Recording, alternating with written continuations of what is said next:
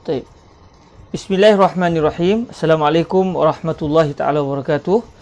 Alhamdulillah wassalatu wassalamu ala al-habibil mustafa sayyidina wa maulana Muhammadir Rasulillah wa ala alihi wa itratihi wa ashabihi wa man wala. Amma ba'du. Kita mulakan daripada awal sebab tadi ada sedikit masalah dan saya terpaksa memulakan semula majlis kita daripada awal. Saya mohon kemaafan. Jadi insya-Allah kita akan masuk pada hari ini masalah baru daripada kitab Qurratul Ain karangan Imam Al-Haramain, karangan Imam Al-Khattabi Al-Maliki, yang mana kitab ini menghuraikan syarahan Imam Al-Jalal Al-Mahalli, yang Imam Al-Mahalli menghuraikan matan Al-Waraqat karangan Imam Al-Haramain Al-Juwaini. Jadi dalam pertemuan yang lepas kita telah pun membicarakan berkenaan dengan Muqaddimatul Wajib, dan Alhamdulillah kita telah pun menyelesaikan huraian bagi masalah tersebut. Pada hari ini kita akan masuk kepada satu masalah baru, iaitu halil amru kama yadullu ala annal ma'mur bihi mukallaf bihi. Adakah sesuatu perintah ini perbahasan yang berkaitan dengan akal sikit. Maknanya para ulama kita membincangkan, adakah sesuatu perintah, contohnya macam Allah Ta'ala berfirman, wa aqimus salata, kamu semua hendaklah melaksanakan salat, hendaklah mendirikan salat. Jadi adakah perintah yang berbunyi wa aqimus salah contohnya, adakah perintah itu sebagaimana ia menunjukkan bahawa perbuatan yang disuruh, contohnya dalam wa aqimus salat adalah salat, perbuatan yang disuruh itu menjadi wajib ke atas para mukallaf untuk melakukannya. Sebagaimana perintah mewajibkan perbuatan yang disuruh untuk dilakukan, maka perbahasan kita pada hari ini, adakah perintah itu juga turut menunjukkan bahawa sekiranya perbuatan itu dilakukan dengan sempurna, maka perbuatan itu sudah beres, sudah sempurna. Maksudnya tidak perlu untuk dilakukan sekali lagi. Okey? Jadi perbahasan kita pada hari ini adalah firman Allah SWT contohnya, wa aqimus salata, adakah sebagaimana arahan ini mewajibkan salat, maka adakah arahan ini juga menunjukkan bahawa salat sudah selesai dan tidak lagi perlu dilakukan sekiranya orang yang disuruh itu melakukan salat dengan sempurna. Maknanya seseorang yang telah melakukan salat dengan sempurna, maka adakah firman Allah Ta'ala yang berbunyi wa aqimus salah menunjukkan bahawa orang itu sudah tidak lagi perlu melakukan salat, perlu mengulang salat sekiranya dia telah pun melakukan salat dengan sempurna. Maka ini persoalan dia. Maka adakah perintah itu sendiri yang menunjukkan, atau yang menunjukkan bahawa orang itu sudah tidak lagi perlu melakukan salat kali kedua, bukan perintah, sebaliknya berdasarkan dalil yang lain. Jadi sebelum kita baca kitab ni, saya bagi satu gambaran kasar bahawa dalam masalah ini ada dua pandangan. Pandangan pertama mengatakan, orang yang melakukan solat contohnya, dia sudah pun dianggap beres. Maknanya perbuatan dia itu dalam istilah usul fiqh dipanggil mujzi'. Perbuatan ibadah yang dia lakukan itu dipanggil mujzi'ah. Perbuatan itu sudah mencukupkan bagi dirinya. Maknanya dia sudah tidak lagi perlu mengulang lagi perbuatan tersebut. Okey? Bila orang tanya, kenapa? Maka jumhur ulama akan mengatakan kerana Allah Ta'ala berfirman wa aqimus salata. Maka bagi jumhur, ayat yang berbunyi wa aqimus salah, ayat ini selain daripada menunjukkan salat adalah wajib, itu memang kita semua faham, ayat ini juga menunjukkan bahawa orang yang telah melakukan salat, dia sudah perbuatan tersebut sudah pun beres, sudah tidak lagi perlu diulang lagi, tidak perlu lagi untuk diulang kerana perbuatan itu sudah sempurna. Jadi ini adalah dalil jumhur. Nanti kita akan tengok pandangan kedua mengatakan sebenarnya pandangan kedua mengatakan pula, perintah yang berbunyi wa aqimus salah, perintah ini hanya mewajibkan salat, namun tidak menunjukkan sama sekali adakah salat yang telah dilakukan itu sudah cukup atau perlu diulang sekali lagi. Perlu diqadha, perlu diiadah, perlu dibuat sekali lagi. Jadi pandangan kedua mengatakan firman Allah Ta'ala yang berbunyi wa aqimus salah hanya mewajibkan salat dan tidak pula menunjukkan bahawa salat kalau didirikan maka salat telah sempurna. Okey. Ini adalah dua pandangan. Pandangan pertama mengatakan salat telah sempurna berdasarkan firman Allah yang berbunyi wa aqimus salah. Pandangan kedua pula mengatakan salat telah sempurna tetapi bukan dengan wa aqimus salah, tetapi dengan dalil yang lain, iaitu dipanggil sebagai bara'atuz zimmah. Bara'atuz zimmah iaitu pada asalnya kita tidak dipertanggungjawabkan untuk melakukan sebarang tanggungjawab. Dipanggil al-aslu bara'atuz zimmah. Seseorang itu pada asalnya kosong daripada sebarang tanggungjawab. Tiba-tiba Allah suruh kita semayang, maka kita pun semayang zuhur. Bila kita dah semayang zuhur tadi, adakah saya kena semayang kali kedua? Ulama yang kedua, pandangan yang kedua mengatakan tidak perlu. Sebagaimana ulama yang pertama pun kata tak perlu. Sebab semayang dah sempurna. Cuma ulama yang kedua kata kenapa tidak perlu? Dia akan kata kerana pada asalnya kita tidak bertanggungjawab dengan sebarang tanggungjawab. Maka apabila kita disuruh solat, maka kita dah solat. Okey, apabila kita telah solat, maknanya adakah semayang kita itu perlu diulang sekali lagi? Tidak perlu. Kerana apa? Kerana pada asalnya sebelum arahan keluar, kita memang tidak wajib salat. Setelah kita melakukan tanggungjawab, kita kembali semula kepada hukum yang asal, iaitu kita tidak mempunyai sebarang tanggungjawab. Maka orang yang telah sembahyang zuhur, dia tidak perlu ulang sekali lagi. Bila orang tanya kenapa, maka ulama golongan kedua akan mengatakan kerana kita pada asalnya tidak bertanggungjawab dengan sebarang tanggungjawab. Cuma ulama yang pertama pula, golongan yang pertama pula akan mengatakan kenapa kita tidak perlu ulang solat zuhur sekali lagi setelah kita solat dengan sempurna? Kerana Allah Ta'ala berfirman wa aqimus salah. Bila Allah kata wa aqimus salah, maka ayat ini mempunyai dua petunjuk. Petunjuk yang pertama, kita diwajibkan untuk solat. Itu semua selesai.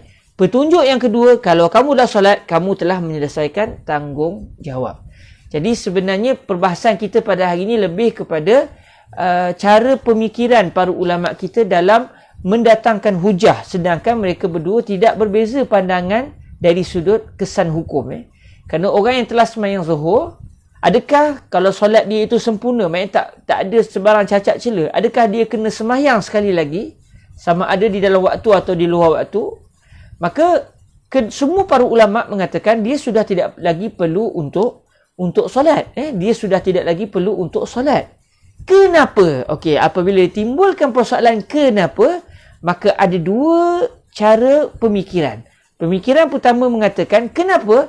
Kerana arahan yang berbunyi wa aqimus salah turut mengandungi maksud bahawa solat yang disuruh kalau telah dilaksanakan, maka solat itu sudah mujziah. Solat itu sudah membereskan tanggungjawab. Ini cara kefahaman para ulama yang pertama. Cara kefahaman ulama yang kedua pula, mereka mengatakan tidak lagi perlu untuk solat sekali lagi kerana kita kembali kepada asal hukum. Kembali kepada hukum yang kuat. Iaitu pada asalnya, secara rajihnya, secara kuatnya, kita tak ada sebarang tanggungjawab. Maka apabila kita disuruh solat, maka ada dalil. Bila ada dalil, baru kita kena buat tanggungjawab tersebut. Bila kita telah melaksanakan tanggungjawab tersebut, sekarang saya kena solat atau tidak? Dia kata tak perlu lagi solat. Kenapa? Kerana pada asalnya kita sudah tidak memiliki sebarang tanggungjawab. Maka apabila kita diminta untuk melakukan solat, maka dia bercanggah pada asalnya dengan dalil. Namun oleh kerana sudah ada dalil yang khusus, maka kita pun sembahyang. Lepas kita sembahyang, kita balik semula, kita patah semula kepada hukum asal kita, iaitu kita tidak mempunyai sebarang tanggungjawab, iaitu kaedahnya al-aslu bara'atuz zimmah. Jadi kalau kita perasan, kedua-dua mereka hanya berbeza dari segi cara penghujahan. Walaupun begitu, mereka semua sepakat bahawa tidak berlaku kewajipan ke atas si mukallaf tadi untuk mengulang solat kali kedua apabila solat yang telah dilakukan kali pertama telah sempurna. Itulah secara umumnya apa yang akan kita bincangkan dalam perbahasan kita pada hari ini, dan saya harap semuanya dapat memahaminya, dan insya-Allah kita akan menjelaskan secara lebih terperinci sewaktu kita membaca kitab sekarang, insya-Allah. Sewaktu kita masuk kepada syarahan, kita akan memperincikannya dengan lebih mendalam. Cuma saya sebut tadi secara umum supaya kita sudah ada gambaran tentang apa sebenarnya perbahasan ini ingin membincangkan. InsyaAllah ada beberapa perbahasan yang penting akan saya sebutkan sewaktu kita masuk dalam kitab, insyaAllah. Baik, tuan-tuan perempuan yang dirahmati Allah, mari sama-sama kita masuk kepada kitab dengan kita menghadiahkan terlebih dahulu Al-Fatihah kepada Imamul Haramain Al-Juwaini, pengarang matan Al-Waraqat, yang dengan sebab beliau lah akhirnya terhasil kitab yang pelbagai dalam menghuraikan matan beliau. Antaranya kitab Syarah Imam Al-Mahalli, yang akhirnya datang pula Al-Imam Al-Khattab menghuraikan pula syarahan Al-Imam Al-Mahalli. Kepada Al-Imam Imam Al-Haramain Al-Juwaini, kepada Al-Imam Jalaluddin Al-Mahalli, kepada Al-Imam Al-Khattab Al-Maliki, dan kepada seluruh guru-guru mereka sambung menyambung sampai kepada baginda Nabi SAW, kepada seluruh murid-murid mereka sambung menyambung sampai kepada kita, dan kepada seluruh para ulama kita hadiahkan kepada mereka semua Al-Fatihah. A'udzubillahi minasyaitonirrajim. Bismillahirrahmanirrahim. Alhamdulillahi rabbil alamin arrahmanir rahim maliki yaumiddin.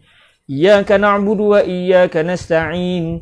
Ihdinas siratal mustaqim. Siratal ladzina an'amta 'alaihim ghairil maghdubi 'alaihim waladdallin. Amin. Bismillahirrahmanirrahim. Alhamdulillah. Wassalatu wassalamu ala al-habibil mustafa sayyidina wa maulana Muhammadir Rasulillah wa ala alihi wa sahbihi wa man walah, amma ba'd. Qala sayyiduna al-imam al-syaikh al-imam al-Khattab al-Maliki wa huwa yashrah ma qalahu al-imam Jalaluddin al-Mahalli wa huwa yashrah ma qalahu Imamul Haramain Al-Juwaini rahimahullahu azza wa jal, wa nafa'ana Allahu bi'ulumihim wa ulumi masyayikhihim wa talamizatihim wa qurra'i musannafatihim wa syurrahiha, Allahumma amin. Qala al-Imam Al-Khattab Al-Maliki, wa iza fu'ila bil bina'i lil maf'ul wad dhamiru lil ma'muri bihi yakhrujul ma'muru 'anil 'uhdah ay 'uhdatil amr wa yattasiful fi'lu bil ijza', wa fi ba'din nusakhi wa iza fa'alahu al ma'muru yakhruju 'anil 'uhdah. Okey, jadi kalau kita membuat sedikit perbandingan ucapan ini, kita tengok mana satu kalam Imam Al-Haramain, mana satu asal kalam Imam Al-Mahalli, mana satu kalam Imam Mahalli yang diubah oleh Imam Al-Khattab, dan mana pula tambahan daripada Imam Al-Khattab, kita akan mendapati bahawa matanya berbunyi, matan Imam Al-Haramain ini berbunyi, wa iza fu'ila yakhrujul ma'muru 'anil 'uhdah. Dalam sebagian nuskhah an 'uhdatil amri. Wa idza fu'ila yakhrujul ma'muru an 'uhdatil amri. Cuma matan Al-Waraqat yang dipilih oleh Al-Imam Al-Mahalli, begitu juga dengan Al-Imam Al-Khattab Al-Maliki, adalah matan yang berbunyi wa idza fu'ila yakhrujul ma'muru 'anil amri. Maafkan saya, 'anil 'uhdati. Baik. Wa idza fu'ila, apabila perbuatan itu telah dilakukan, yakhrujul ma'muru, orang yang disuruh akan keluar daripada al-'uhdah, iaitu daripada tanggungjawab. Okey, itu asal matannya. Baik, kita akan tengok apa kata Imam Al-Khattab Al-Maliki, yang beliau menghuraikan kalam Imam Al-Mahalli berserta dengan tambahan yang khusus didatangkan oleh Imam Al-Khattab sendiri. Baik, wa iza fu'ila bil bina'i lil maf'ul. Maknanya kita tak baca wa iza fa'ala, kita baca wa iza fu'ila. Sebab tu disebut bil bina' lil maf'ul. Dibaca dalam bentuk bina' lil maf'ul. Maknanya dibaca secara majhul, bukan secara difahami ada fa'ilnya. Maksudnya dibaca secara yang kita fahamnya, dibaca dengan ditiadakan fa'il. Maka ketika itu maf'ulun bih akan menjadi naib al-fa'il. Okey, itu dalam ilmu nahwu sikit Wa iza fu'ila. Asal dia wa iza fa'ala al-ma'muru al-ma'mura bihi. Cuma dibuang wa iza fa'ala al-ma'mur, dibuang al-fa'il, maka maf'ulun bih mengambil tempat fa'il, dipanggil mabni lil majhul ataupun mabni lil maf'ul. Wa iza fu'ila, maknanya kita baca bil bina lil maf'ul, dibaca secara mabni sebab fi'il madhi semuanya mabni,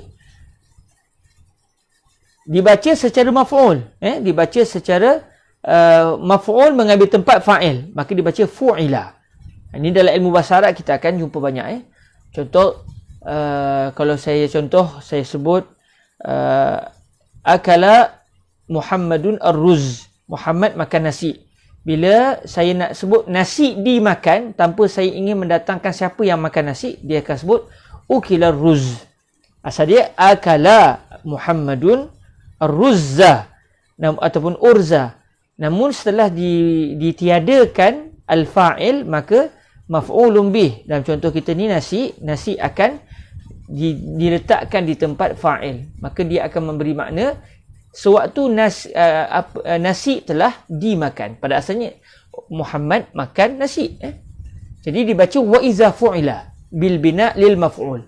Lalu kata Imam Al-Hattab Al-Maliki wad dhamir lil ma'muri bihi. Apabila ia telah dilakukan. Jadi mungkin orang timbul soalan, apa yang telah dilakukan? Wa iza fu'ila. Kalau ayat asas terjemah dia, apabila dia telah dilakukan. Maknanya apa benda? Kan? Apa benda yang telah dilakukan? Lalu kata Imam Al-Hattab Al-Maliki, yang beliau telah mengubah sikit kalam Imam Al-Mahalli. Kalau kita buat murajaah, kita akan tahu berlaku perubahan. Sebab asal dia, kalau ikut dalam syarah Imam Al-Mahalli, disebut wa iza fu'ila bil bina lil maf'ul ay al-ma'muru bihi. Lalu Imam Al-Hattab tukar sikit, Imam Al-Hattab tukar wad dhamiru lil ma'muri bihi. Beliau nak huraikan biar kita nampak jelas. Jadi dhamir yang ada pada dhamir mustatir, dia ambil dengan nahu sikit dhamir mustatir yang ada pada kalimah fu'ila, sebab fu'il adalah fa'il fi'il madhi dan dia secara mabni lil maf'ul ataupun lil majhul, maka dia ada naib fa'il dia. Maka naib fa'il di sini tidak disebut namun difahami, maka dia akan panggil dhamir mustatir. Dhamir kata ganti diri yang tersembunyi, yang tidak kelihatan dalam ayat. Cuma siapakah dia? Apakah benda tersebut? Apakah dia perbuatan yang dilakukan? Lalu kata Imam Al-Hattab, al-ma'mur bihi, perbuatan yang disuruh. Maksudnya bukan semata-mata apa-apa saja perbuatan, namun yang dimaksudkan oleh Imam Al-Haramain Al-Juwaini adalah apabila perbuatan yang telah diperintahkan telah dilakukan. Apabila perbuatan al-ma'mur bihi, maksudnya perbuatan yang disuruh untuk dilakukan. Contohnya Allah Ta'ala berfirman, wa aqimus salata, kamu semua hendaklah mendirikan salat. Maknanya dalam ayat ini perbuatan yang disuruh untuk kita lakukan adalah salat. Maka salat adalah maf'ul bihi ataupun ma'mur bihi, perbuatan yang telah disuruh. Jadi kata Imam Al-Haramain, apabila perbuatan yang disuruh itu telah dilakukan.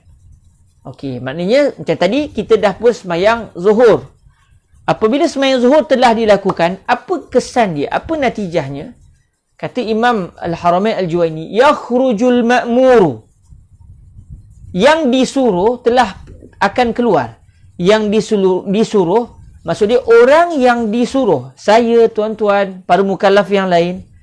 Orang yang disuruh, iaitu al-insan al-ma'mur, orang yang telah disuruh, yakhruj, dia akan keluar anil uhdah, dia akan keluar daripada al-uhdah, iaitu daripada at-taklifah, daripada tanggungjawab.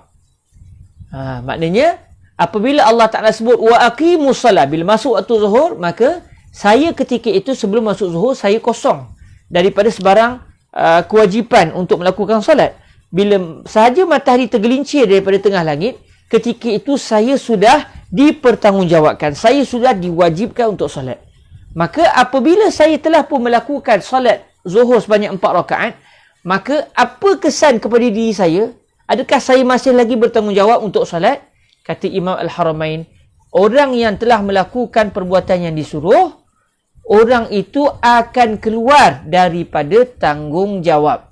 Maksudnya dia bebas daripada sebarang kewajipan, daripada sebarang tanggungjawab untuk melakukan perbuatan tersebut sebab dia dah buat.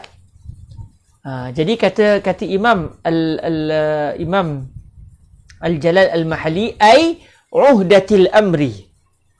Ay uhdatil amr. Apa maksud al-uhdah? Sebab uhdah ni tanggungjawab. Tanggungjawab apa? Kalimah uhdah ni banyak makna. Saya mudahkan, saya terjemahkan kepada tanggungjawab. Jadi kata Imam Al-Mahalli, Al-Jalal Al-Mahalli dalam syarahan beliau, dan ayat ni tak diubah oleh Imam Al-Hattab. Kata Imam Al-Mahalli, ay uhdatil amri. Maksud tanggungjawab itu tanggungjawab perintah. Tanggungjawab yang berkait dengan arahan. Jadi dalam firman Allah Ta'ala, wa aqimus salah, apa tanggungjawabnya? Iqamatus salah. Tanggungjawabnya adalah mendirikan solat. Jadi apabila saya sudah melakukan solat, maka saya sudah keluar daripada tanggungjawab perintah tersebut, iaitu tanggungjawab mendirikan solat.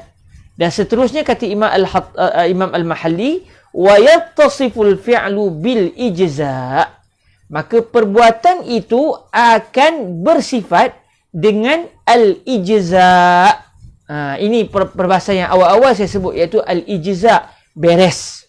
Saya boleh terjemahkan mudahnya beres. Asal-asal ajza'a ni, perbuatan itu telah menjadikan perbuatan itu sudah okey, perbuatan itu sudah selesai, perbuatan itu sudah dianggap diterima oleh Allah Azza wa Jalla. Wa yatasiful fi'lu bil ijza'i, perbuatan itu akan bersifat dengan sifat ijza', iaitu dia sudah beres. Kalau bahasa Arab, kalau contoh syakhsu salla faqad ajza'athu salatuhu, salatnya sudah menjadikan orang tadi beres. Sembahyang telah membereskan orang tersebut. Maksudnya dia sudah tidak lagi bertanggungjawab dengan sebarang tanggungjawab untuk melakukan solat yang dia telah lakukan tadi. Okey, oleh kerana kita sudah berjumpa dengan kalimah al-ijza', maka kalau kita buka kitab-kitab usul fiqhi, kita akan menemui perbahasan apakah maksud al-ijza', apakah maksud al-ijza'. Maksud al-ijza' ini dia sangat berkait dengan as-sihhatu. Dia berkait rapat dengan kalimah as-sihhah. Al-ijza' dengan as-sihhah dia saling berkait. Dia saling berkait. Jadi untuk memahami apakah dia al-ijza', kita kena tahu lebih dahulu apakah dia as-sihhatu. Jadi as-sihhah lawannya al-fasad ataupun al-butlan. Jadi as-sihhatu, orang panggil, orang Melayu kita pun guna kalimah tu, semayang sah, semayang dah sah. Cuma apa maksud sah tu? Okey, apa maksud as-sihhatu? As-sihhah telah sah, telah sempurna. Apa maksud dia? Jadi berlaku sedikit perbezaan pandangan ulama di dalam memahami maksud as-sihhatu. Di sisi para ulama usul fiqhi ataupun kadang disebut al-mutakallimin, para ulama al-mutakallimin iaitu ulama-ulama usulul fiqhi, bagi mereka as-sihhah adalah muwafaqatu dzil wajhaini syar'a. Muwafaqatu dzil wajhaini asy-syar'a. Ini adalah definisi as-sihhatu di sisi ulama-ulama usul fiqh, di sisi ulama al-mutakallimin. Maknanya muwafaqatu dzil wajhaini asy-syar'a.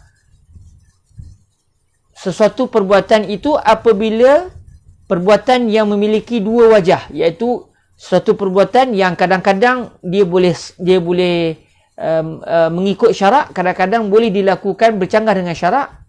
Maksudnya kalau perbuatan itu mengikut syarak, perbuatan itu dah okey. Kalau perbuatan itu tiba-tiba dilakukan tidak dengan mengikut syarak, memang perbuatan itu tak sah, batal, rosak. Jadi perbuatan yang mempunyai dua kemungkinan ini, sekiranya dilakukan bertepatan dengan syarak, mengikut syarak, maka dinamakan as-sihhatu. Dia dinamakan sebagai as-sihhah. Saya ulang sekali lagi. As-sihhatu di sisi al-mutakallimun, di sisi ulama-ulama usul fiqhi adalah muwafaqatu dzil wajhaini asy-syar'a. Okey, maknanya apabila seseorang itu diperintahkan untuk melakukan solat, lalu dia telah melakukan solat berdasarkan kehendak syarak. Dia tidak melakukan solat itu secara tidak bertepatan dengan syarak. Dia buat secara bertepatan dengan syarak. Maka ketika itu berlakulah as-sihhatu. Berlakulah sah. Perbuatan itu dipanggil sahihah. Okey. Cuma di sisi ulama usul, tak kira sama ada perbuatan itu perlu diqada atau tidak perlu diqada.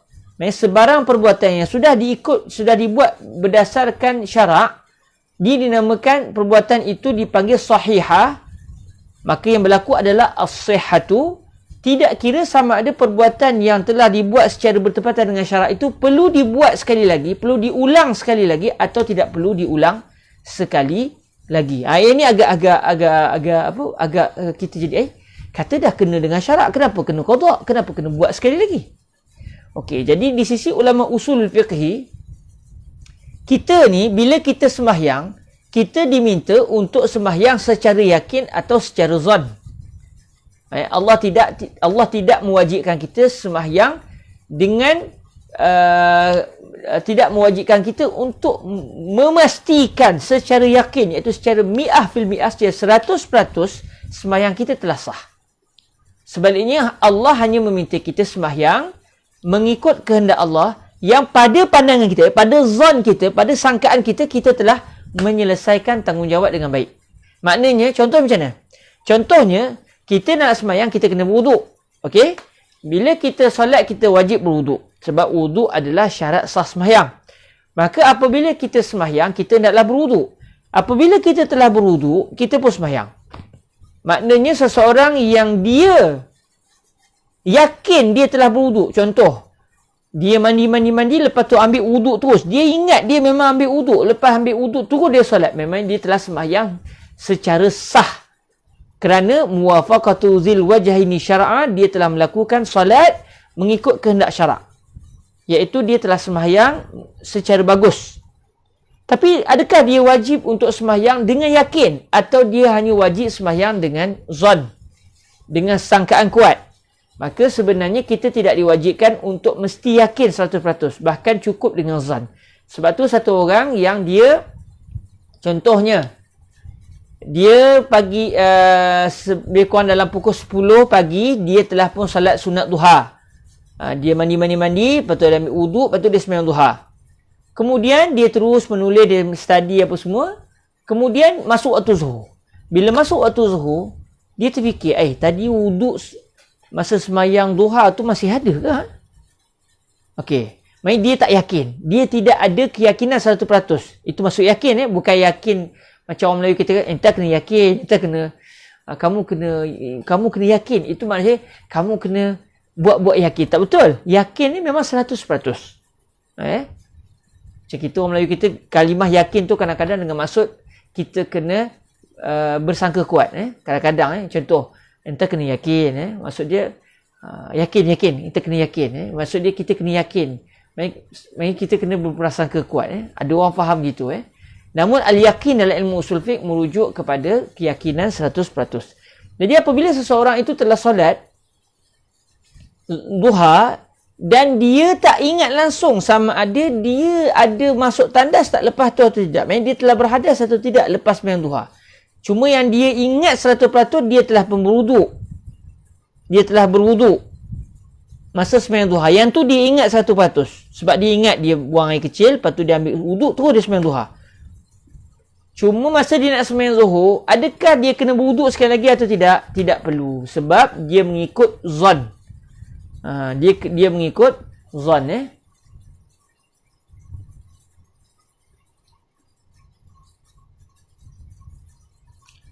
Kata Imam An-Nawawi dalam Minhajul Talibin, wa man tayaqqana tuhran Aw hadasan wa syakka fi dhiddihi amila bi yaqini. Seseorang yang dia zon, dia syak, dia tak pasti dia ada wudu atau tak ada wudu. Dalam keadaan dia tahu mana yang yakin sebelumnya, maka hendaklah dia berpegang dengan yakin dan dia tolak yang dia tak pasti. Maknanya contoh tadi, dia telah pun berwudu masa sembahyang duha, maka masa nak sembahyang zuhur dia tak pasti, dah terbatal wudu agaknya. Dia tak pasti.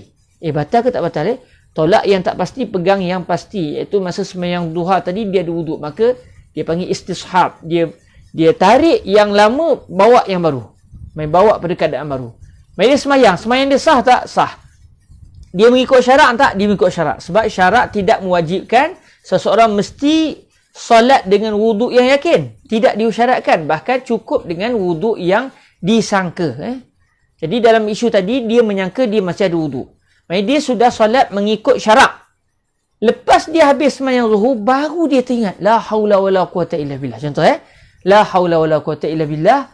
Rupa-rupanya lepas habis sembahyang zuhur ni, baru dia teringat. La ilaha illallah. Baru teringat. Masa lepas sembahyang duha, dia makan sambal cili api. Lepas makan cili api, dia sakit perut. Akhirnya dia pun masuk tandas dan dia telah buang air besar. Contoh dia sudah masuk tandas selepas dia makan sambal cili api. Dia baru teringat lepas habis sembahyang zuhur. Peringkat awal ni dia sembahyang zuhur, dia tak teringat langsung dia lepas sembahyang duha dia masuk tandas. Cuma yang diingat dia sembahyang duha dengan wudu. Jadi ketika itu, apabila dia sudah teringat, rupa-rupanya dia sembahyang zuhur tadi, dia ingat dia masih ada wudu. Rupa-rupanya baru dia teringat. Memang pasti dia telah masuk tandas. Habis masuk tandas dia memang tak wudu, sebab lepas habis masa dia tandas, mak dia kata cepat. Saya pun sakit perut.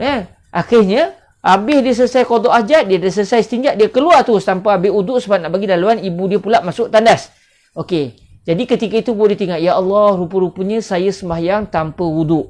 Baik, adakah sembahyang yang telah dia lakukan tadi, yang pada sangkaan awal dia ingat dia berwudu, adakah sembahyang itu dinamakan sembahyang yang sahihah ataupun tidak? Dinamakan sebagai sembahyang yang sahihah. Berlaku tak as-sihah bagi sembahyang zuhur tadi, dalam keadaan dia kena qada sembahyang tu. Dia kena, kalau dah habis waktu dia kena qada lah. Kalau tak habis waktu lagi, dia kena i'adah. Dia kena sembahyang sekali lagi. Sebab dia sembahyang tadi, sembahyang itu rupa-rupanya tanpa wudu.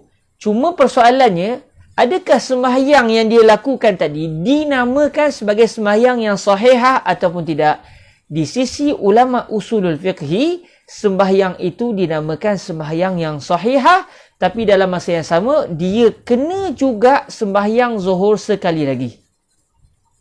Sebab apa? Sebab kenapa sembahyang itu dinamakan sebagai sembahyang sahihah? Berdasarkan definisi as-sihhatu di sisi ulama usul fiqhi, iaitu muwafaqatu dzil wajhaini syar'a. Sesuatu perbuatan yang memiliki dua wajah, iaitu boleh dilakukan. Kadang-kadang seseorang melakukan perbuatan itu secara sah, kadang-kadang mungkin orang buat secara tidak bertepatan dengan syarak. Maka apabila perbuatan jenis ini dilakukan mengikut kehendak syarak, perbuatan itu dinamakan sahih. Jadi syarak minta kita sembahyang dengan wudu secara yakin atau secara zon, dua-dua boleh. Maka apabila orang tadi telah sembahyang zuhur dengan wudu secara sangkaan kuat dia berwudu, maka dia telah mengikut aturan syarak. Maka sembahyang yang telah didirikan dinamakan sembahyang yang sahihah. Sembahyangnya dia panggil sah. Namun dia kena qada sekali lagi. Jadi maknanya, sembahyang sah. Kita faham selama ni, bila sembahyang sah maknanya tak perlu qada. Kalau sembahyang tak sah baru kena qada. Itu adalah istilah yang akan saya sebut selepas ini. Namun istilah ulama-ulama usulul fiqhi, sembahyang sah maksudnya sembahyang itu dilakukan mengikut kehendak syarak. Sama ada sembahyang itu perlu diqada atau tidak, itu tak kisah. Apabila orang itu sembahyang mengikut aturan syarak, sembahyang dia dinamakan sahihah. Tapi katakan satu orang sembahyang, dia sembahyang dalam keadaan dia tahu dia tak ada wuduk. Dia memang tahu dia tak ada wuduk. Contoh, dia sembahyang, katakan dia jadi imam. Saya minta dijauhkan Tuhan. Dia jadi imam, tiba-tiba tengah dia jadi imam tu dia terbuang angin. Tapi dia ni malu pula dengan makmum. Sepatutnya tak payah malu Saya sendiri pun kadang-kadang pernah solat dalam keadaan rupa-rupanya saya baru teringat. Saya tidak berwuduk lagi. Cuma dalam sejarah hidup saya belum pernah lagi tengah semayang saya terbuang angin. Alhamdulillah Cuma saya pernah jadi imam tengah semayang baru saya teringat rupa-rupanya saya belum berwuduk. Okey. Orang ni contohnya dia semayang dalam keadaan dia tengah semayang tiba-tiba dia terbuang angin. Cuma buang angin tanpa bunyi. Tapi dia tahu memang keluar angin. Makmum tak tahu. Sembahyang ini sah atau tidak? Di sisi ulama usul fiqh, tidak dinamakan sembahyang sah. Kerana orang itu melakukan sembahyang dalam keadaan dia tidak mengikut syarak. Dia meneruskan sembahyang dalam keadaan dia tahu sembahyang dia tak mengikut syarak. Maka sembahyang itu tidak sahihah. Tidak berlaku as-sihhatu. Jadi ini adalah ta'rif pertama bagi ulama usul fiqhi. Baik. Ta'rif kedua pula, ini yang biasa kita dengar. Sembahyang yang sah maknanya tak perlu kena qada. Kalau sembahyang itu perlu kena qada, sembahyang itu sembahyang tak sah. Ini adalah istilah ulama-ulama fiqh. Maksudnya kalau kita buka dalam kitab-kitab fiqh, hazihi salatu la tasih, maksud dia sembahyang itu kena qada. Kalau kita sahhatis salatu, sembahyang tak perlu kena qada. Maknanya berlaku sedikit perbezaan secara istilah as-sihah di sisi ulama usul fiqh dan di sisi ulama fiqh dalam kitab-kitab fiqh. Jadi saya sebut ni kenapa? Kerana penting bila kita baca kitab, kita kena pastikan istilah yang digunakan itu merujuk kepada makna di sisi siapa. Contoh kalau kita baca kitab fiqh tapi kita faham secara ilmu usul fiqh, salah. Kita baca kitab sahhatis salatu, kita pun kata sembahyang ni sah, maknanya mungkin kena qada, mungkin tak kena qada, tapi dia telah sah. Jadi kalau kita sebut begitu, sewaktu kita baca kitab fiqh, kita sudah lari terus daripada kehendak pengarang. Sebab pengarang menulis kitab berdasarkan istilah ulama fiqh, iaitu sah merujuk kepada tak perlu kena qada. Kalau kena qada maknanya tidak sah. Okey? Jadi sekarang ada dua istilah yang digunakan oleh para ulama, iaitu kalimah as-sihhatu. Adakah as-sihhah bermaksud kena dengan syarak sekalipun kena qada, ataupun as-sihhah maksud dia sudah tidak kena qada? Okey. Di sisi ulama usul fiqh, as-sihhah maknanya kena dengan arahan syarak walaupun kena qada. Okey. Di sisi ulama fiqh pula, as-sihhah maksud dia tidak perlu kena qada.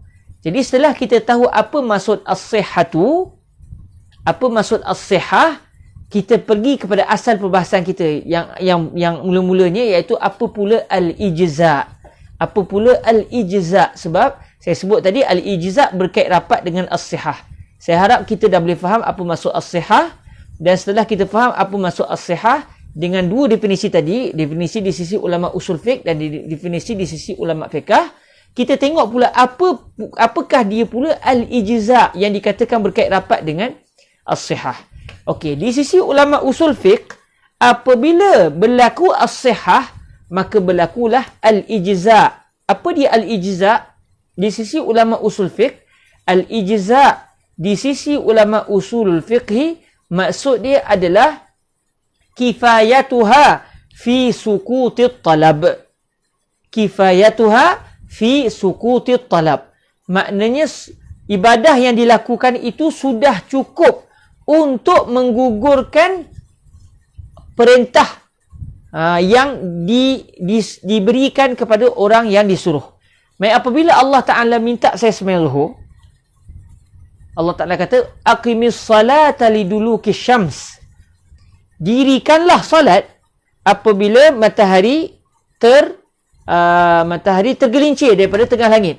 Apabila matahari daripada timur naik sampai tengah kepala betul-betul, maksud tak masuk zuhur lagi, tapi haram solat, tiba-tiba matahari sengit sikit ke arah barat.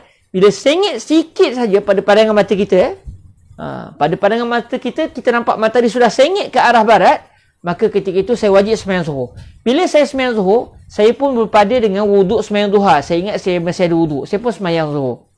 Bila saya sembahyang zuhur, maknanya sembahyang saya dengan wuduk yang saya sangka saya masih berwuduk berdasarkan keyakinan sebelum ini, iaitu masa sembahyang duha tadi memang yakin ada wuduk, maka sekarang pun masih ada wuduk. maka ketika itu sembahyang saya sudah mengikut kehendak syarak, iaitu muwafaqatu zil wajhaini syar'a. Maksudnya sembahyang saya dinamakan sahihah.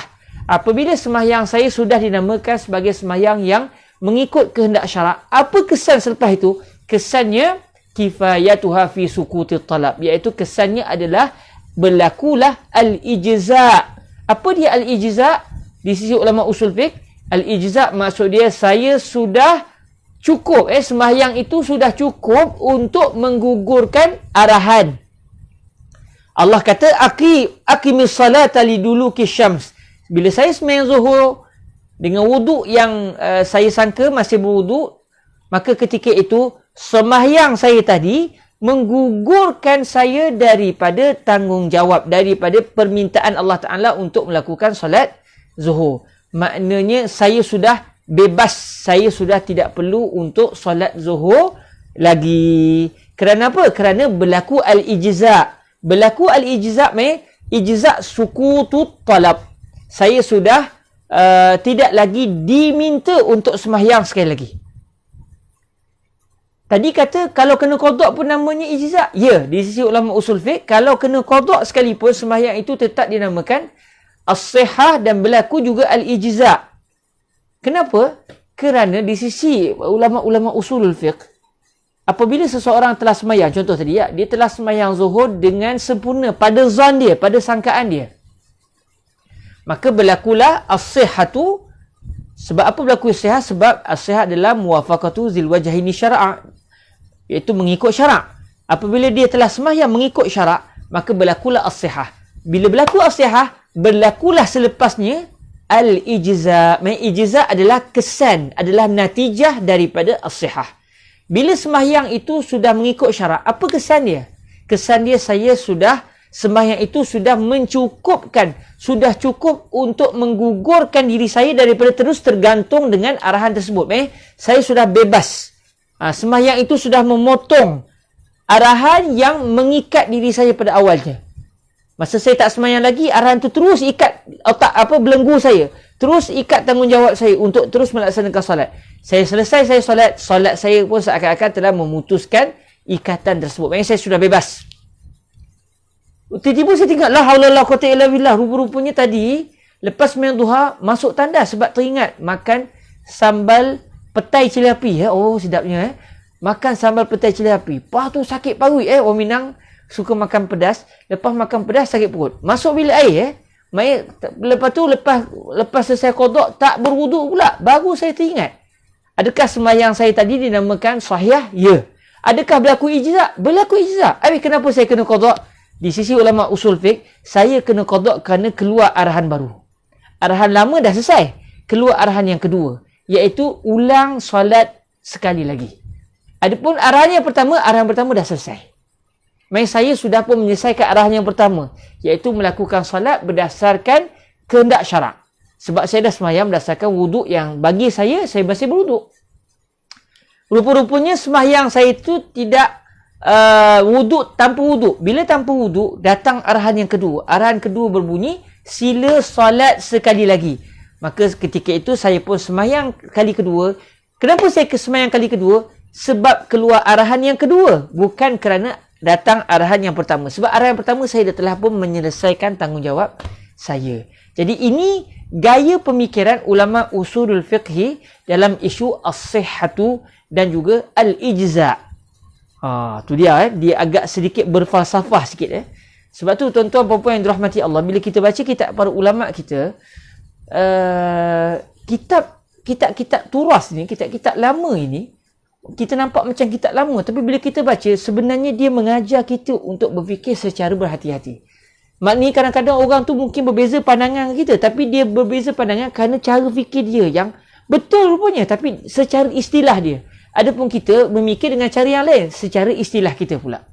Jadi bila begitu, kita akan bersikap tenang hati dan tidak cepat untuk melenting bila dengar ada pandangan yang macam bercanggah dengan pandangan kita. Okey, selesai kita melihat apa maksud as-sihhatu dan juga al-ijza' di sisi ulama usul fiqh. Oleh kerana tadi kita dah tengok apakah dia as-sihhatu di sisi ulama fiqh, As-sihah maksud dia sukutul qada. As-sihah maksud dia gugur qada. Maksudnya perbuatan itu dinamakan perbuatan yang sah, perbuatan yang sahihah kalau tidak perlu kena qada. Maksudnya salat saya tadi, yang saya sembahyang zuhur tadi, rupa-rupanya tanpa wuduk, sembahyang saya itu, walaupun ulama usul fiqh kata sembahyang saya sah, hazihi salatu sahihatun, sembahyang itu adalah sahih walaupun kena qada. Namun di sisi ulama fiqh dia akan kata sembahyang kamu tidak sah. Jadi kalau kita tengok, kalau tak faham istilah, orang akan pening. Orang kata, orang tanya, ustaz, dia ni rupanya sembahyang tadi, dia sembahyang zuhur, dia ingat dia ada wuduk.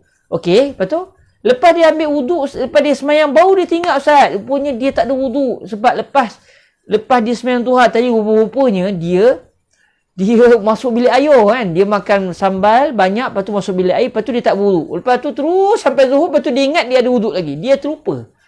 Jadi sembahyang dia sah ke tak sah, ustaz? Kita tengok ulama usul fiqh kata, sembahyang dia sah. Oh, sah sah. Ulama fiqh kata, mana sah? Tak sah sembahyang dia, nampak? Lari terus. Yang ni kata sah, yang ni pula kata tak sah. Tapi rupa-rupanya kedua-dua mereka mengatakan orang itu kena sembahyang sekali lagi. Maknanya mereka tidak berbeza. Secara hakikatnya, mereka tidak berbeza. Cuma mereka berbeza secara istilah. Orang yang ulama usul fiqh kata sembahyang dia sah. Sebab apa sembahyang dia sah? Sebab dia telah mengikut arahan yang pertama. Maka dia dah selesai, sah. Habis kenapa kena sembahyang sekali lagi? Sebab datang arahan kedua. Iaitu, ulangi sembahyang tanpa wuduk. Kamu dah sembahyang tadi tanpa wuduk, maka kamu kena sembahyang sekali lagi. Ulama fiqh kata tak sah sebab bagi dia sah adalah apabila sudah tidak kena qada. Oleh kerana orang ini sembahyang kena qada, sebab dia sembahyang dia tanpa wuduk, maka sembahyang dia tidak dinamakan sah. Maka sah di sisi ulama fiqh adalah sukutul qada. Manakala di sisi ulama usul fiqh pula, kifayatul ibadah fi sukutil talab wa illam yaskutil qada. Okey. Jadi setelah kita tahu apakah dia as-sahih ataupun as-sihah di sisi ulama fiqh, apa pula al-ijza' di sisi ulama fiqh? Sebab kalau ulama usul fiqh dibezakan. Kita boleh kata as-sihah memang mengikut arahan dengan sempurna secara zon lah, mengikut arahan. Manakala al-ijza' pula tidak lagi dipertanggungjawabkan untuk melakukan arahan. Maksudnya dia sudah tidak lagi, dia sudah pun bebas daripada arahan. Maka ada beza. Maka ada beza. Di sisi ulama fiqh pula, bagi mereka, as-sihhatu dan al-ijza' sama makna, iaitu sukutut talab. Jadi, as-sihhah dengan al-ijza' di sisi ulama fiqh, maksud dia sukutut talab. Jadi, bagi mereka, as-sihhah dan al-ijza' sama. Manakala di sisi ulama usul fiqh pula tak sama. Kerana as-sihhah maksudnya mengikut arahan, melakukan ibadah secara mengikut arahan. Setelah itu berlaku kesan. Apa kesan dia? Al-ijza', iaitu kifayatuha fi sukutit talab. Ibadah tadi sudah cukup untuk menggugurkan arahan. Jadi di sisi ulama usul fiqh, mula-mula berlaku mula-mula berlaku as-sihhah. Maka apabila berlaku as-sihhah, berlakulah selepas itu al-ijza'.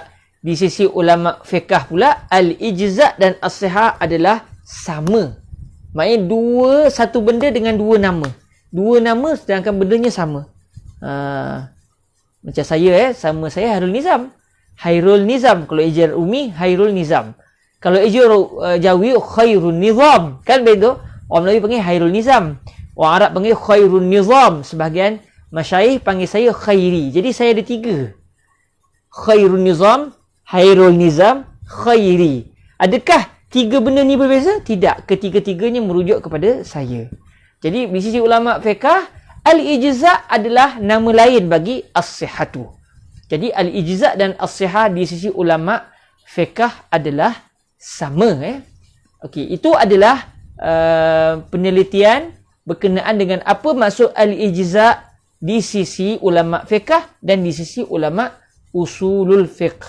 Jadi, kalau kita balik semula kepada kitab Qurratul Ain, kita tengok balik kata Imam Al-Hattab dalam menghuraikan matan Al-Waraqat serta syarah Imam Mahali, wa iza fu'ila bil bina'i lil maf'ul wad dhamiru lil ma'muri bihi yakhrujul ma'muru 'anil 'uhdah ay 'uhdatil amri wa yattasiful fi'lu bil ijza'. Jadi apabila seseorang itu sudah melakukan perbuatan yang disuruh, orang itu sudah bebas daripada tanggungjawab. Okey, sudah bebas daripada tanggungjawab. Bebas daripada tanggungjawab tu maksudnya apa?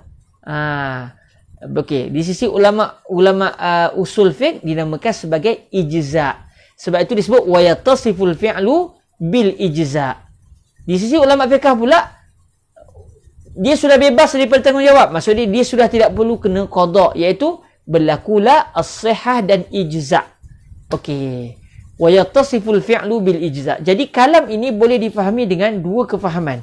Sama ada dari sudut kacamata ilmu usul fiqh atau berdasarkan kacamata ilmu fiqh. Kemudian kata Imam Al-Hattab Al-Maliki, wa fi ba'din nusakh, dalam sebahagian nuskhah, maksudnya dalam sebahagian nuskhah tulisan tangan bagi kitab Al-Waraqat, ayat dalam sebahagian nuskhah tulisan tangan yang disandarkan bahawa itu adalah kitab Al-Waraqat bukan berbunyi wa idza fu'ila yakhrujul ma'muru 'anil 'uhdah. Yang kita baca matanya berbunyi wa idza fu'ila yakhrujul ma'muru 'anil 'uhdah. Kata Imam Al-Hattab, beliau mendapati dalam sebahagian kitab Al-Waraqat yang ditulis bukan wa idza fu'il, tetapi yang ditulis adalah wa idza fa'alahul ma'muru. Jadi ada lari sikit. Wa idza fa'alahul ma'muru yakhruju 'anil 'uhdah. Jadi ada sikit beza, dan ini bagi siapa yang berkecimpung dalam dunia manuskrip dia akan jumpa. Maknanya kadang-kadang tulisan tangan, sebab orang dulu Syekh dia ada kitab, Syekh ada kitab. Syekh Imam Al-Haramain beliau ada kitab. Kemudian zaman dulu tak ada mesin photostat. Bila tak ada mesin photostat, tak ada mesin cetak. Jadi apabila seseorang ulama menghasilkan karya, sama ada karya itu dihasilkan dengan beliau menulis di kertas atau beliau minta orang tulis, dipanggil imla. Contoh, guru kata, okey, saya akan sebut, kamu pakai tulis.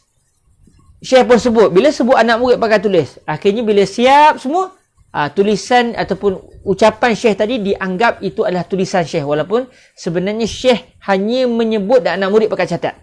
Jadi ada dua cara lah. Jadi biasanya para ulama kita menulis. Bila menulis, akhirnya bila siap, Syekh pun akan hurai lah kitabnya pada anak murid. Jadi bila nak hurai, okey, boleh pinjam Syekh kitab? Boleh? Okey, orang ni pinjam, orang ni pun salin.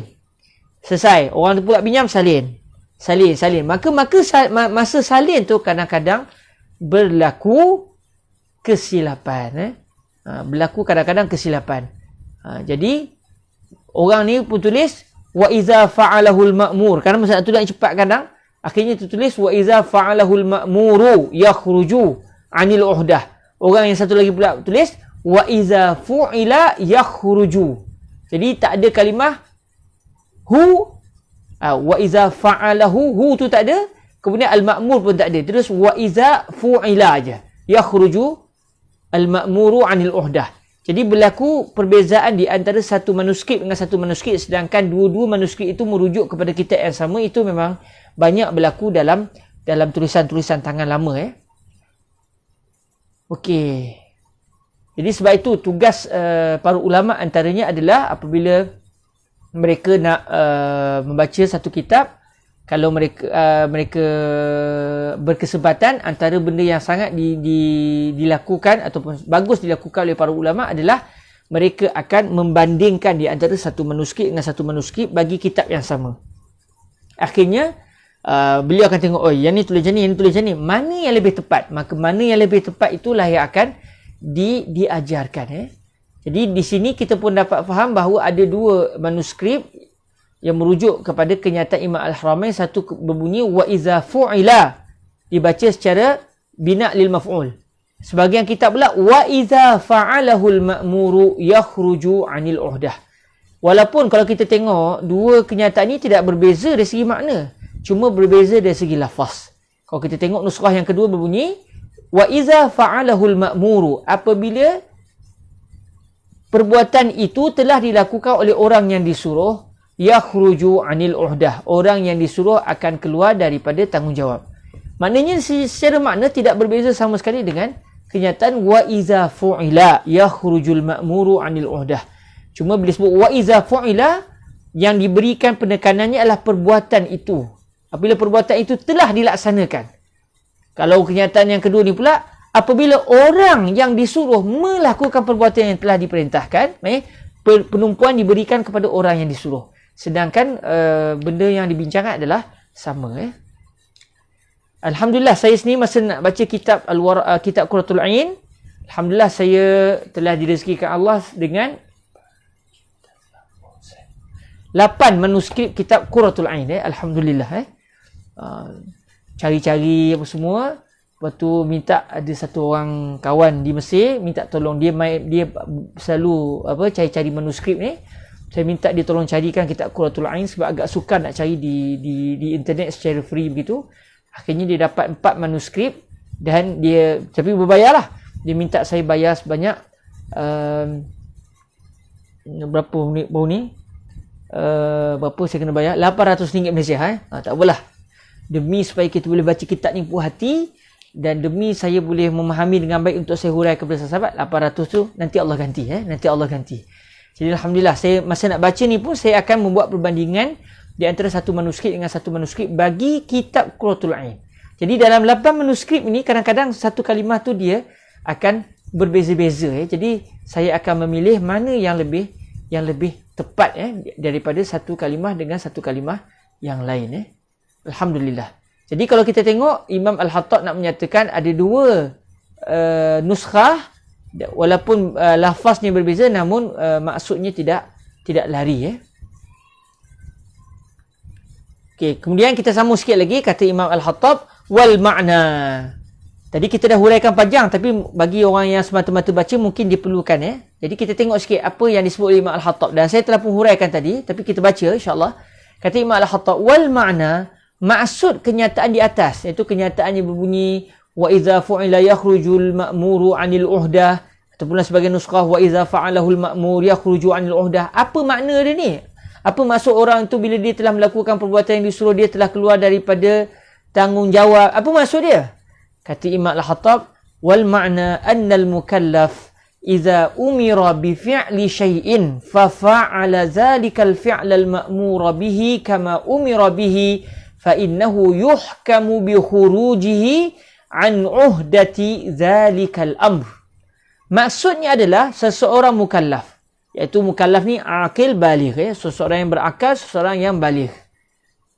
Apabila dia diperintahkan oleh syarak atau diperintahkan oleh raja, oleh kerajaan, sebab kita wajib taat pada kerajaan, atau diperintahkan oleh ibu ayah, kita diwajib taat pada ibu ayah. Kalau zaman dulu ada sistem hamba, maka hamba wajib dengar kalam tuan dia.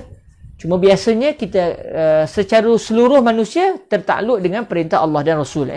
Cuma ada orang tertakluk dengan perintah raja, ada orang tertakluk dengan perintah ibu bapa, ada orang tertakluk dengan perintah tuan dia kalau dia yang disuruh itu adalah hamba sahaya. Zaman dululah. Okey, apabila seseorang diperintahkan untuk melakukan sesuatu bi fi'li syai'in, maksudnya bi fi'li syai'in ma, sesuatu perbuatan, fa fa'ala zalika al-fi'l al-ma'mur bihi, lalu dia pun melakukan perbuatan yang disuruh tersebut. Contohnya Allah Ta'ala kata aqimis salata liduluki syams, kerjakanlah, dirikanlah solat apabila matahari sudah tergelincir daripada tengah langit. Jadi kita pun bila diperintahkan untuk melakukan solat zuhur, kita pun sembahyang zuhur kama umira bihi, kita melakukan solat zuhur tadi contohnya, ataupun mana-mana perbuatan yang disuruh sebagaimana perbuatan itu diperintahkan, sebagaimana umira bihi, sebagaimana orang itu diperintahkan untuk melakukan perbuatan yang disuruh. Maksudnya dia melakukan perbuatan itu berdasarkan kehendak syarak. Allah suruh sembahyang zuhur, maksudnya dia sembahyang zuhur bila dah masuk waktu. Allah suruh dia sembahyang zuhur selepas dia berwuduk. Sama ada secara yakin atau secara zon. Maknanya ketika itu apabila dia sudah melakukan perbuatan berdasarkan gaya yang telah ditetapkan oleh syarak, fa inna hadzal ma'mura bihi, fa inna hadzal ma'mura ay asy-syakhs al-ma'mur, orang yang disuruh itu sesungguhnya dia yuhkamu bi khurujihi an uhdati zalikal am. Orang itu dihukum setelah dia melakukan perbuatan yang disuruh tadi secara berdasarkan kehendak syarak. Orang itu dihukum dengan satu hukuman. Dia sudah menerima satu ketetapan, iaitu dia telah pun keluar daripada tanggungjawab perintah tersebut. Maksud dia sudah terkeluar, dia sudah bebas daripada firman Allah Ta'ala yang berbunyi wa aqimis salata liduluki syams pada hari itu. Jadi setelah dia melakukan salat zuhur, maka firman yang berbunyi aqimis salata liduluki syams, orang itu telah bebas daripada firman ini. Kemudian kata Imam Al-Hattab Al-Maliki, wa yattasiful fi'lu bil ijza'i wa hadha huwal mukhtar. Wa yattasiful fi'lu bil ijza'i. Perbuatan yang telah dilakukan secara mengikut arahan syarak tersebut, perbuatan itu akan bersifat dengan sifat al-ijza'. Maksudnya perbuatan itu sudah dinamakan perbuatan yang mujzi', perbuatan yang sudah mencukupkan, sudah cukup, sudah tidak perlu kena qada berdasarkan kefahaman fuqaha, atau sudah tidak lagi berkait dengan arahan yang disuruh berdasarkan kefahaman ulama usul fiqh. Wa hadza huwal mukhtar.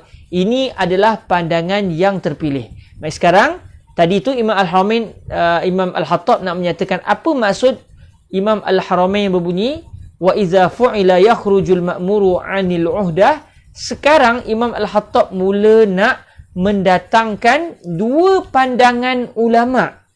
Dua pandangan ulama dari sudut yang saya sebut awal-awal majlis tadi. Adakah perintah yang sama turut menunjukkan perbuatan itu sudah tidak perlu diulang, tidak perlu diqada? Perintah tu sendiri yang menunjukkan. Firman Allah yang berbunyi aqimis salata liduluki syams. Ayat ini juga sebenarnya menunjukkan bahawa sembahyang zuhur yang telah dilaksanakan sudah cukup. Sudah tidak perlu diulang sekali lagi. Atau ayat ini hanya menyuruh kita sembahyang zuhur, tapi tidak pula menyatakan solat zuhur yang telah dilaksanakan itu sudah cukup. Okey. Jadi persoalannya, adakah sembahyang ayat yang berbunyi aqimis salata liduluki syams, ayat ini selain daripada dia menunjukkan wajib sembahyang zuhur, adakah ayat ini juga menunjukkan sembahyang zuhur kalau dilakukan sudah cukup, atau ayat ini tak hanya menyatakan sembahyang zuhur wajib, dia tak nyatakan pula sembahyang zuhur kalau dilakukan dah selesai. Habis tu selesai ke tak selesai? Selesai. Sebab apa? Sebab dalil lain. Bukan dengan firman yang berbunyi aqimis salata liduluki syams. Ini yang saya sebut awal-awal tadi sebelum kita baca kitab Qurratul Ain. Jadi kata Imam Al-Hattab Al-Maliki wa yattasiful fi'lu bil ijza'. Sekarang kita akan tengok khilaf ulama dalam isu ini. Cuma sebelum itu saya perlu tekankan, khilaf ini berlaku pada pengertian ijza' dengan maksud ijza' adalah sukutul qada. Tadi kita dah tahu ijza' ada dua makna di sisi ulama fiqh dan ulama usul fiqh. Jadi alhamdulillah kita dah nampak apa beza pandangan ulama usul fiqh dengan pandangan ulama fiqh dan apa cara fikir mereka. Maksud dia, saya ulang sekali lagi, sembahyang zuhur yang dilakukan, saya ingat saya sembahyang zuhur sah, rupa-rupanya dah habis sembahyang baru saya tengok, saya tak ada wuduk lagi. Sembahyang saya dianggap sah di sisi ulama usul fiqh, dan perbuatan itu dia bersifat dengan ijza'. Cuma dalam masa yang sama ulama fiqh kata sembahyang saya itu tidak sah dan tidak mujzi', tidak berlaku ijza'. Jadi ijza' ada dua makna. Sekarang kita nak tengok dalam perbahasan ini ada dua pandangan ulama dalam ucapan yang berbunyi wa yatasiful fi'lu bil ijza'. Ijza' yang dimaksudkan di sini, ijza' dengan maksud yang mana satu? Ijza' di sisi ulama usul fiqh atau ijza' di sisi ulama fiqh? Jadi setelah kita mengamati, sebenarnya ijza' yang dimaksudkan dalam kenyataan wa yatasiful fi'lu bil ijza', topik ini adalah merujuk kepada ijza' dengan maksud sukutul al-qada'. sukutul qada. Maknanya, maksud dia, masalah yang kita nak bincangkan ini yang ada dua pandangan. Pandangan pertama iaitu yatasihul fi'lu bil ijza' wa hadha huwal mukhtar. Pandangan kedua, wa qala qaumun innama yuhkamu bil ijza' bi khitabin mutajaddid. Masalah dua pandangan ini sebenarnya merujuk kepada ijza' dengan maksud isqatul qada. Ijza' dengan maksud as-sihah dengan maksud sukutul qada. Maksud dia, satu orang dia telah sembahyang dengan sempurna sampai tak perlu kena qada dah. Maknanya sembahyang dia adalah sahihah di sisi ulama usul fiqh dan juga sahihah di sisi ulama fiqh. Sebab dia telah sembahyang dengan sempurna dan wuduk dengan yakin, bukan dengan zan. Okay, apabila dia sudah sembahyang dengan sempurna tadi, dia telah sembahyang zuhur contohnya dengan sempurna, maka semestinya dia sudah tidak perlu lagi sembahyang zuhur kali kedua pada hari itu. Sebab dia sudah tidak lagi perlu untuk solat zuhur. Dia dah sembahyang dengan sempurna. Sudah berlaku sukutul qada. Sudah berlaku tidak perlu kena qada. Tak perlu kena ulang sekali lagi sembahyang. Qada di sini maksud dia i'adah. I'adah. Sukutul qada di sini dalam isu kita maksud dia sukutul i'adah. Tak perlu kena ulang sembahyang tu kali kedua. Sebab sembahyang kali pertama dah selesai. Dah berlaku al-ijza' dengan maksud sukutul qada. Okey. Yang ini tidak berlaku percanggahan pandangan ulama. Tak ada ulama. Jadi dua pandangan ini bukan merujuk kepada orang itu kena sembahyang sekali lagi ataupun tidak. Kedua-dua mereka kata sembahyang sudah tidak lagi perlu untuk diqada kerana semua sepakat sembahyang sudah mujzi'ah. Sembahyang sudah bersifat dengan sifat ijza'. Cuma dua pandangan ini berbeza dari sudut mana? Dari sudut apakah dalil ijza' bagi orang yang sembahyang dia tak perlu kena qada. Inilah khilaf para ulama dalam isu ini. Kalau tadi kita bincang tu, itu ulama fiqh, ulama usul fiqh itu dari segi definisi. Sekarang, orang yang sembahyang dengan sempurna, iaitu dia sudah tidak lagi perlu qada, sembahyang dia telah pun mujzi'ah secara tanpa perbezaan pandangan ulama. Cuma kenapa sembahyang dia dinamakan salat mujzi'ah? Kenapa sembahyang itu bersifat dengan sifat ijza'? Okey? Jadi ini yang menyebabkan berlaku dua pandangan. Pandangan pertama yang disebut oleh Imam Al-Khattab yang beliau kata wa hadza huwal mukhtar, iaitu disebut wa yatasiful fi'lu bil ijza' bisabab, maksudnya bisababi al-amr. Maksudnya perbuatan itu disifatkan dengan ijza'. Walaupun Imam Al-Khattab tak sebut, tapi bila kita rujuk, kita usul fiqh yang lain, tahulah kita maksud beliau, perbuatan itu dinamakan ijza' sebab apa? Sebab Allah berfirman, aqimis salata liduluki syams. Maksudnya, sebab kepada perbuatan solat zuhur contohnya, dinamakan solat zuhur itu solat mujzi'ah bersifat dengan sifat ijza'. Kenapa? Kerana Allah berfirman, aqimis salata liduluki syams. Firman ini mempunyai dua pengertian. Pengertian pertama, kamu wajib solat. Pengertian kedua, kalau sembahyang itu sudah dilakukan, kamu sudah bebas. Jadi, sebab mengapa saya sudah tidak perlu solat zuhur kali kedua, sudah tidak berlaku lagi qada, sebab apa? Sebab Allah berfirman, aqimis salata liduluki syams. Kerana pandangan pertama memahami firman Allah Ta'ala ini, dia mempunyai dua pengertian. Dia mempunyai dua dimensi. Dimensi pertama iaitu nak menyatakan sembahyang zuhur wajib. Itu satu. Dalam masa yang sama, ayat yang sama juga menunjukkan sembahyang zuhur yang wajib itu kalau telah dilaksanakan, maka orang itu sudah bebas.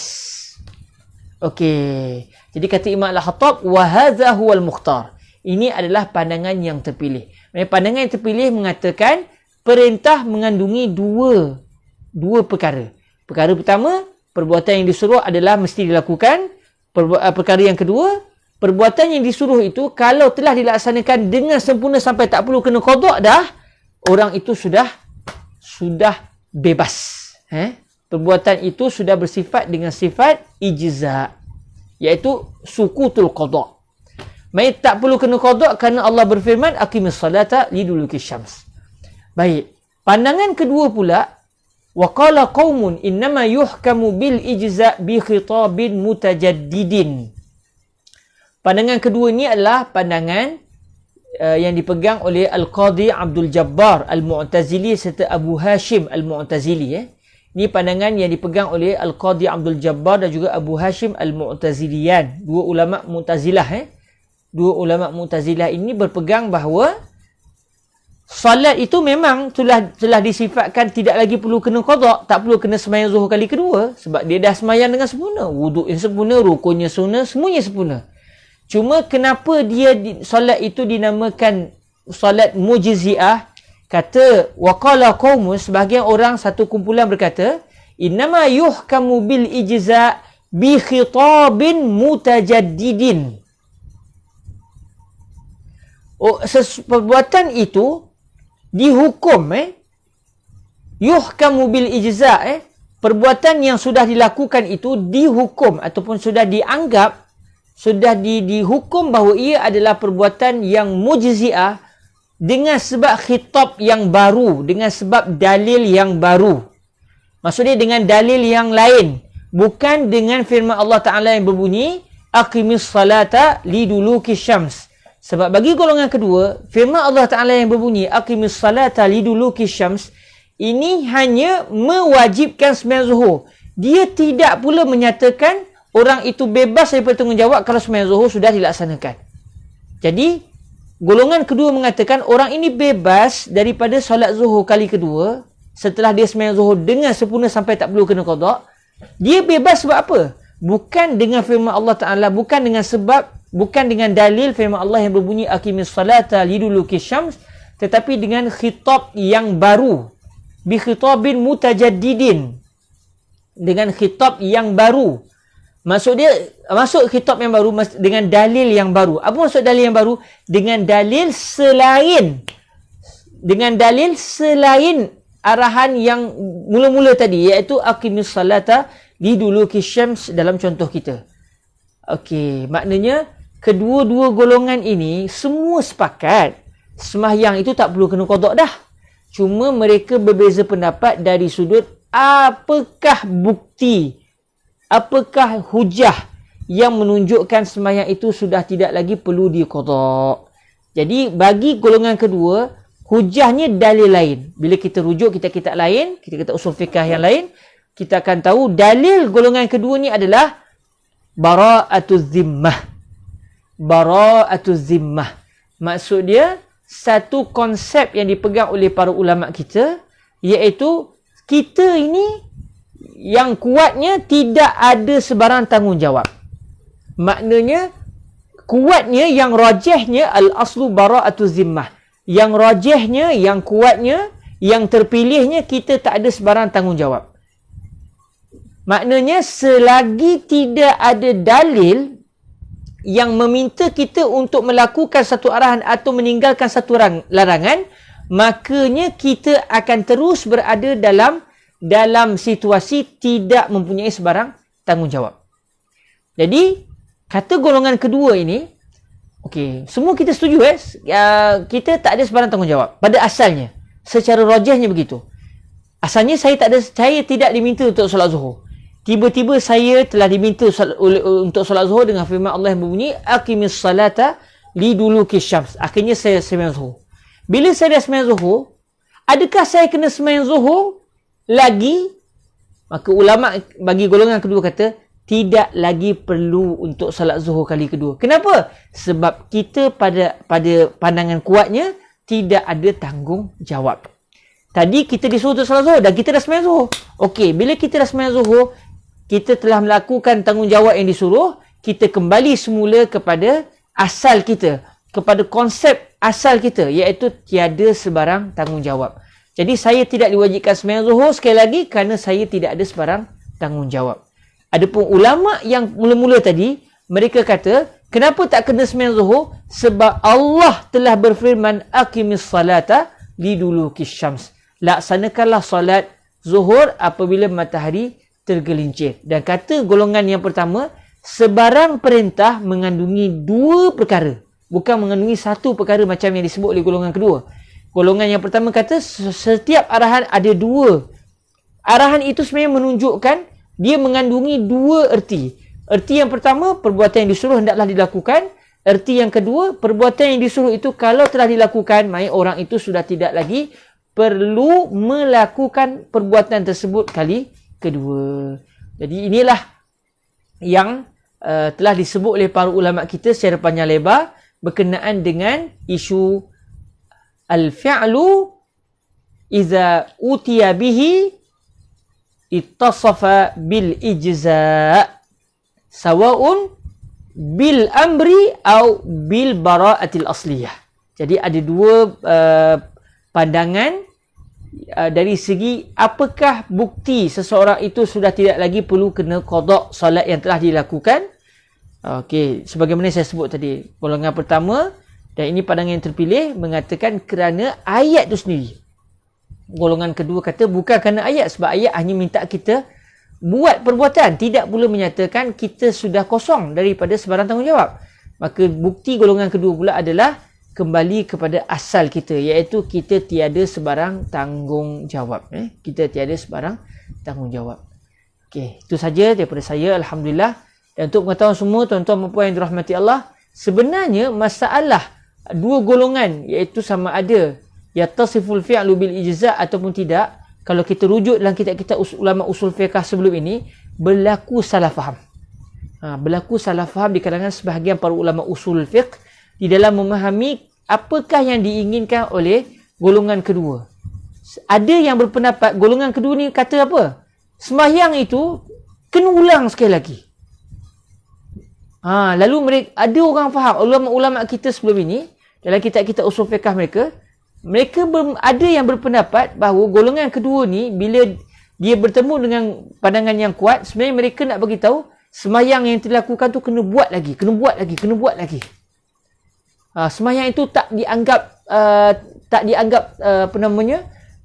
ijza'. Rupa-rupanya kata Imam Isnawi radhiyallahu taala anhu dalam Nihayatus Sul, dan apa juga yang telah disebutkan oleh Syekh Abu Nur Zuhair dalam kitab usul fiqh beliau, yang kitab ini sangat baik dan saya menjadikan buku ini sebagai rujukan saya sewaktu membaca kitab Qurratul Ain. Bila kita tengok apa yang disebut oleh Al-Imam Al-Isnawi, rupa-rupanya dua-dua golongan ini tidak berbeza pendapat dari sudut perbuatan yang dilakukan apabila telah dilakukan dengan sempurna sampai tak perlu kena qada, memang perbuatan itu bersifat dengan sifat ijza'. Cuma khilaf mereka dari segi dalil. Sebab itu saya bincang agak lumat sikit hari ini. Saya minta maaf ni kita lebih masa ni sampai 1 jam setengah. Kerana kalau kita baca kitab-kitab yang lain, kitab-kitab usul fiqh yang lain, mungkin kita akan bertemu dengan kenyataan seakan-akan golongan kedua menafikan bahawa perbuatan itu bersifat dengan sifat ijza'. Kalau tuan-tuan perempuan bertemu perkara tersebut, maka ketahuilah itu adalah salah faham yang berlaku di sisi sebahagian ataupun segelintir para ulama sebelum ini. Namun ulama-ulama yang mendalami, mereka telah menjelaskan perkara ini dengan menyatakan sebenarnya kedua-dua golongan ini bersetuju bahawa perbuatan itu bersifat dengan sifat ijza'. Cuma mereka berbeza pendapat dari sudut kenapa perbuatan itu dinamakan mujzi'ah ataupun bersifat dengan sifat ijza'. Adakah kerana perintah atau kerana dalil lain? Wallahu ta'ala a'la wa'alam. Perbahasan kita hari ini memang perbahasan akal betul. Lebih meneliti bagaimana cara kefahaman para ulama di dalam memahami dalil sesuatu perkara. Kita tengok tu dia. Padahal dua-dua setuju. Dua-dua setuju perbuatan tak perlu kena kotak. Setengah orang kata, alah, kalau itu buat apa kita bincang susah-susah. Ilmu usul fiqh mengajar kita untuk berhati-hati dan mengajar kita untuk memikirkan satu perkara itu secara lumat dan teliti. Kerana dengan usul fiqh inilah, dengan akal yang betul-betul cerdas inilah akan menyebabkan kita berlatih untuk memahami kalam-kalam fuqaha, memahami kalam Allah dan Rasul. Mana tahu kalau Allah Ta'ala merezekikan pula seseorang di kalangan kita untuk muncul sebagai mujtahid. Walaupun sukar, namun tak ada masalah, kita usaha, moga-moga direzekikan Allah Azza wa Jal untuk kita pula yang memiliki kemampuan untuk istinbat hukum. Jadi istinbat hukum ni memerlukan cara kefahaman satu dalil dengan terperinci Maka ilmu usul fiqh juga kadang-kadangnya walaupun perbahasannya mungkin tidak berkait. Kadang-kadang ini contoh macam hari ni, isu kita pada istilah isu kita perbahasannya pada istilah dan cara dalil. Ianya tidak berkait sangat dengan konsep istinbat hukum. Namun dengan konsep yang kita belajar hari ini, kita akan nampak subhanallah, kadang-kadang percanggahan pandangan itu berlaku disebabkan perbezaan istilah. Walaupun sebenarnya mereka semua sepakat, cuma istilah je berbeza. Dalam masa yang sama, mengajar kita supaya bila tengok satu kenyataan tu pelik je, cuba kita halusi. Kod-kod sebenarnya tidak berbeza antara kita dengan mereka, cuma yang berbeza hanya semata-mata istilah. Wala musyahata fil istilah. Tidak ada pergaduhan dalam isu istilah. Wallahu ta'ala a'la wa a'lam. Saya ucap terima kasih kepada semua yang mendengar. Saya harap perbahasan kita hari ini dapat difahami. Kerana perbahasan kita hari ini secara amanahnya agak rumit. Namun moga-moga dapat difahami dengan baik insya-Allah subhanahu wa taala. Dan kalau direzekikan Allah, kalau kita berusia panjang, insya-Allah moga-moga semua panjang umur. Pertemuan akan datang kita akan melihat siapakah dia mukallaf, siapakah orang yang bertanggungjawab untuk melaksanakan arahan-arahan Allah dan meninggalkan perbuatan-perbuatan yang ditegah oleh Allah Azza wa Jal. Adakah orang bukan Islam juga diwajibkan untuk solat? Adakah orang bukan Islam juga wajib untuk menunaikan haji? Atau hanya orang Islam saja wajib menunaikan haji? Maka insya-Allah dalam pertemuan akan datang kita akan meneliti ucapan Imam Al-Haramain dalam isu siapakah dia Al-Mukallaf biiznillah subhanahu wa ta'ala. Itu saja daripada saya. Terima kasih saya ucapkan kepada semua yang mengikuti. Semoga diberkati Allah. Aku lu qauli hadza wa astaghfirullah li wa lakum. Marilah sama-sama. Ada soalan ke sambil tu? Kalau ada sebarang kalau ada soalan terus tulis terus tulis. Kod saya huraikan tapi tak jelas. Nak pula kita secara live ni tak dapat nak dengar suara tuan-tuan perempuan apa semua. Kalau ada sebarang benda yang tak jelas boleh tanya. Namun saya tengok macam tak ada yang tulis. Seakan-akan faham semuanya insya-Allah biiznillah. Sekiranya ada boleh tanya. Kalau tak ada, marilah sama-sama kita menangguhkan majlis kita dengan kita berselawat insya-Allah. Nampak gayanya macam tidak ada yang ingin bertanya. Moga-moga semuanya faham. Allahumma amin. Okey, nampaknya tak ada soalan.